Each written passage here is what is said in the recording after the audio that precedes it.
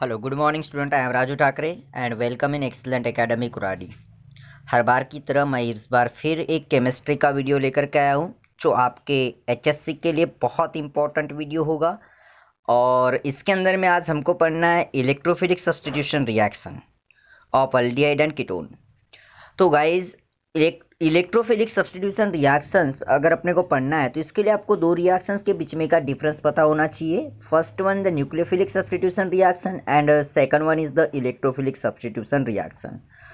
तो nucleophilic substitution reaction में क्या होता है कि जहाँ पर न्यूक्लियोफाइल का सब्स्टिट्यूशन होता है। अब न्यूक्लियोफाइल का सब्स्टिट्यूशन होता है मतलब किसका सब्स्टिट्यूशन होता है? जिस ऐसा एटम या ऐसा ग्रुप ऑफ एटम कि जिसके ऊपर निगेटिव चार्ज होता है वो एटम या वो ग्रुप ऑफ एटम रिप्लेस होता है अनादर एटम या फिर अनादर ग्रुप ऑफ एटम के द्वारा।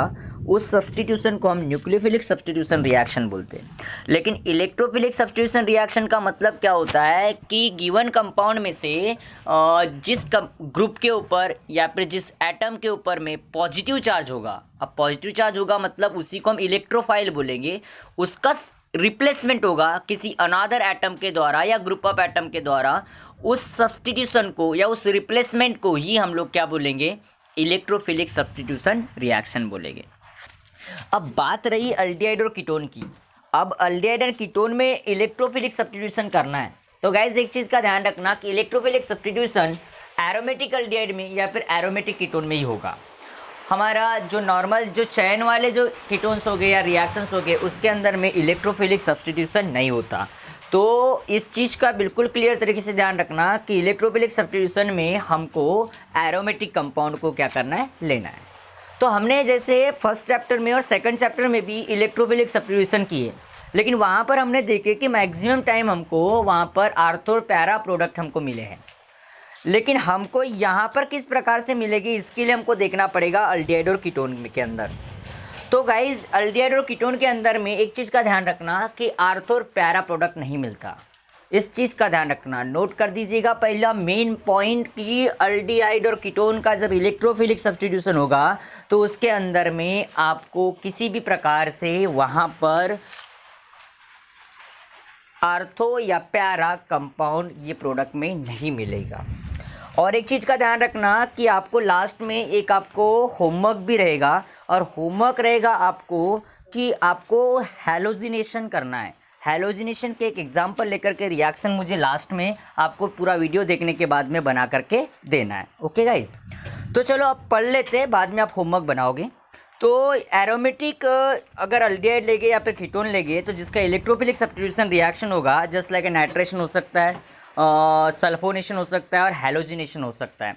तो इसके अंदर में क्या होगा? अल्डिहाइड ग्रुप जो होगा CHO या फिर कीटोनिक ग्रुप जो होगा COR या COAR आर इलेक्ट्रॉन विथड्रॉविंग। वो इलेक्ट्रॉन विथड्रॉविंग उसके अंदर में क्या होती है? कैपेसिटी होती है। और इलेक्ट्रॉन विथड्रॉविंग कैपेसिटी होने के वजह से उसके अंदर में आर्थो और पैरा प्रोडक्ट नहीं बनता, वो मेटा डायरेक्टिंग होता है। मतलब जिससे सिर्फ मेटा प्रोडक्ट ही बनेगा, आर्थो और पैरा प्रोडक्ट नहीं बनेगा।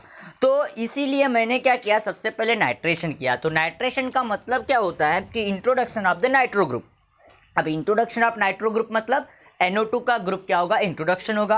अब इलेक्ट्रोफिलिक सब्स्टिट्यूशन कैसे होगा? क्योंकि नाइट्रो ग्रुप वहाँ का हाइड्रोजन को रिप्लेस करेगा और हाइड्रोजन के ऊपर में क्या होता है? पॉजिटिव चार्ज होता है और इस वजह से हम उसको इलेक्ट्रोफिलिक सब्स्टिट्यूशन बोलेंगे। तो जब भी हम नाइट्रेशन करते हैं तो नाइट्रिक एसिड के साथ में रिएक्शन करेंगे HNO3 के साथ। HNO3 का मैं आप लोग इसको ऐसा भी लिख सकते थे कि HNO2 भी लिख सकते थे, कोई प्रॉब्लम वाली बात नहीं थी। आप इसको ऐसा HNO2 भी ले सकते थे, कोई प्रॉब्लम वाली बात नहीं। तो यहाँ का नाइट्रो ग्रुप इस मेटा पोजीशन पर आकर के क्या हो जाएगा? अटैच हो जाएगा।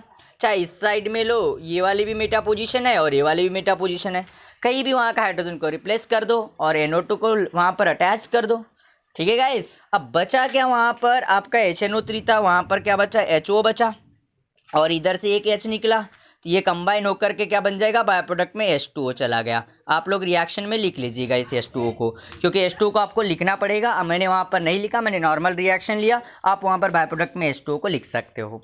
Is it clear guys? और इस रिएक्शन को 273 से लेकर के 283 केल्विन टेम्परेचर की रेंज के बीच में ये रिएक्शन हमको करना है, तब हमको मेटा नाइट्रोबेंजल्डिहाइड मिलेगा। सेम कंडीशन हमने सल्फोनेशन में भी की है। सल्फोनेशन में हम सल्फरिक एसिड के साथ में रिएक्शन करते हैं। सल्फरिक एसिड के हम ऐसा भी लिख सकते हैं कि HOSO3, या ऐसा भी लिख सकते हैं कि हम HOSO3H भी इसके अंदर में लिख सकते हैं। तो यहाँ का ये SO3H का ग्रुप, सल्फोनिक ग्रुप, ये यहाँ पर क्या हो जाएगा, हाइड्रोजन सल्फेट का ग्रुप यहाँ पर अटैच हो जाएगा मेटा पोजीशन पर, और बाय प्रोडक्ट में HO के साथ में इधर का यहाँ का मेटा पोजीशन का एक H निकला है, वो H, तो H2O फिर से इस रिएक्शन में भी क्या हो जाएगा, बाहर निकल जाएगा।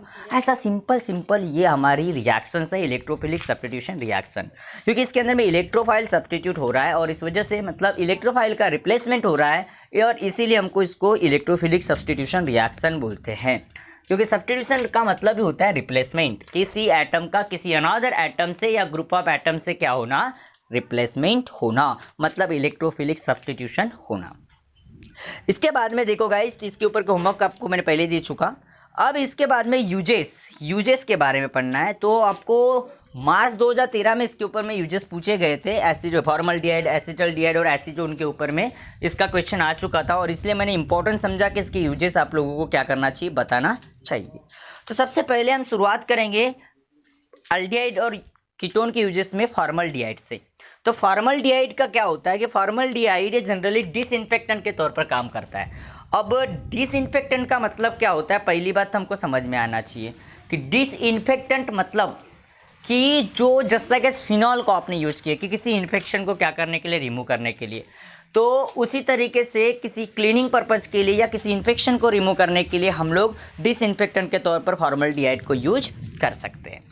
दूसरी बात, ये जनरली अगर मान के चलो कुछ बायोलॉजिकल स्पेसिमेंस, मतलब कुछ बायोलॉजिकल जीव को प्रिजर्व करने के लिए, क्योंकि क्या होता है, कोई भी जीव क्या होता है कि जब डेड हो जाता है, मर जाता है, तो उसके बाद में वो कुछ समय तक ही जिस तरीके से कंडीशन में रह सकता है, लेकिन उसको लॉन्ग टाइम तक की अगर कंडीशन में रखना है तो उस समय पर हमको उसको प्रिजर्व करके रखना पड़ेगा, और उस प्रिजर्वेशन के लिए हमको किसी ना किसी केमिकल को क्या करना पड़ता है, यूज करना पड़ता है। अब किसी ना किसी केमिकल को उस समय पर अगर यूज करना पड़ता है तो हम उस समय पर फॉर्मल्डिहाइड को भी क्या कर सकते हैं, यूज कर सकते हैं, किसके लिए, प्रिजर्वेशन के लिए। तो मतलब हम फॉर्मल्डिहाइड को किसी स्पेसीज को बहुत समय तक के जिस कंडीशन में उसी कंडीशन में रखने के लिए हम लोग क्या कर सकते हैं, इस फॉर्मल्डिहाइड को यूज कर सकते हैं। दूसरी बात, सिल्वरिंग मिरर। सिल्वरिंग मिरर का मतलब क्या होता है कि आपको एक चीज़ पता है कि अल्डिहाइड और कीटोन में हमने चिप टेस्ट किए, टॉलन टेस्ट किए, है ना, तो उनके अंदर में हमने एक सिल्वर मिरर टेस्ट किए। तो सिल्वर मिरर टेस्ट जो थी, तो उसमें अपने देखे है कि वहाँ पर एक सिल्वर कलर की इनर कोटिंग आई थी ग्लास के टेस्ट ट्यूब के ऊपर। ग्लास के टेस्ट ट्यूब के ऊपर में इनर में ऐसी एक कोटिंग आई थी, तो मतलब उस कोटिंग आने की वजह से हम लोग मिरर को एक साइड में सिल्वर कोटिंग देने के लिए हम लोग इस फॉर्मल्डिहाइड को यूज कर सकते हैं, ताकि वो मिरर रिफ्लेक्टिंग बने। उस मिरर को रिफ्लेक्टिंग बनाने के लिए, और वहाँ रिफ्लेक्टिंग बनने के बाद में हमारी इमेज क्रिएट होगी, इसलिए हम लोग क्या कर सकते हैं, फॉर्मल्डिहाइड को यूज कर सकते हैं।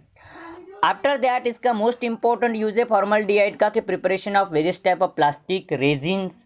प्लास्टिक बनाने के लिए, रेजिन्स बनाने के लिए हम लोग जनरली फॉर्मल्डिहाइड को क्या कर सकते हैं, यूज कर सकते हैं। या फिर it is used in the backlights को बनाने के लिए, जो जनरली स्पैन वगैरह में जो हीट रेजिस्टेंट एक सब्सटेंस कंपाउंड होता है, उसको बनाने के लिए हम लोग बैकलाइट के फॉर्मेशन के लिए इसको यूज कर सकते हैं।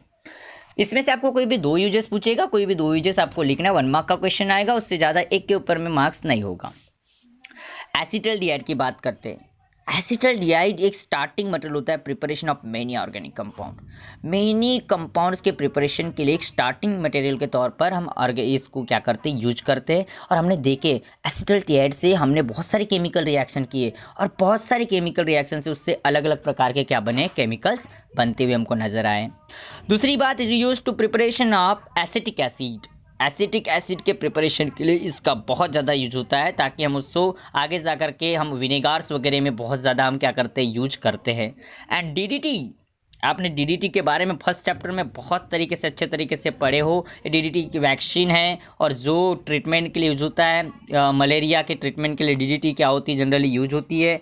तो उसको प्रिपेयर करने के लिए जनरली एसिटल्डिहाइड को यूज करते हैं। एंड हेलोफॉर्म, जनरली क्लोरोफॉर्म वगैरह हो गया, दुनिया भर के कंपाउंड हो गए, इनको प्रिपरेशन करने के लिए हम जनरली किसको यूज करते हैं, एसिटल्डिहाइड को यूज करते हैं। आफ्टर दैट इसके बाद में थर्ड वन है तुम्हारा एसीटोन।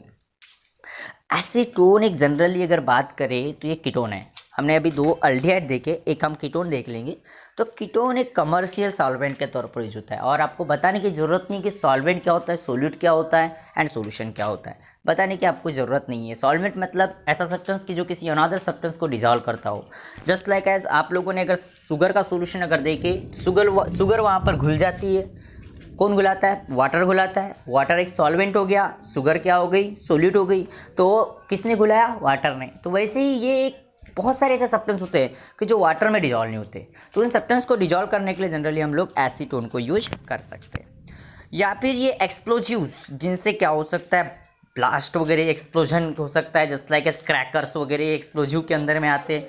तो इन एक्सप्लोजिव्स को बनाने के लिए हम लोग जनरली किसको यूज कर सकते हैं, एसीटोन को यूज कर सकते हैं। या पेंट रिमूवर आपने देखे होंगे, अगर गर्ल्स लोग हो तो आपको बड़ा अच्छे तरीके से इसका यूज भी पता है कि पेंट रिमूवर क्यों, क्योंकि आप लोग नेल्स का जो पेंट होता है, नेल्स वाला, तो आप लोग नेल्स के ऊपर में उसको यूज करते हो जिस लाइक थीनर वगैरह के तौर पर। शायद मे बी उसको थीनर ही बोलते हैं, कंफर्म नहीं, बट देख लेना। तो उसके तौर पर बहुत सारे ड्रग्स बनाने के लिए, परफ्यूम्स बनाने के लिए, डिसइंफेक्टेंट्स बनाने के लिए हम लोगों को इस एसीटोन का क्या होता है, यूज होता है। बड़ा इजी वीडियो था गाइज, बहुत शॉर्ट में इसको कंप्लीट कर दिया। आई थिंक कि आपको समझ में आया होगा। अगर समझ में आया, चैनल को सब्सक्राइब कीजिएगा, लाइक कर दीजिएगा एंड शेयर कर दीजिएगा, और इसके साथ में बेल आइकॉन पर क्लिक कर दीजिएगा ताकि आपको नेक्स्ट जो टॉपिक होगा उसका नोटिफिकेशन आप लोगों को मिल सके। Thank you so much guys for watching this video. Thank you so much.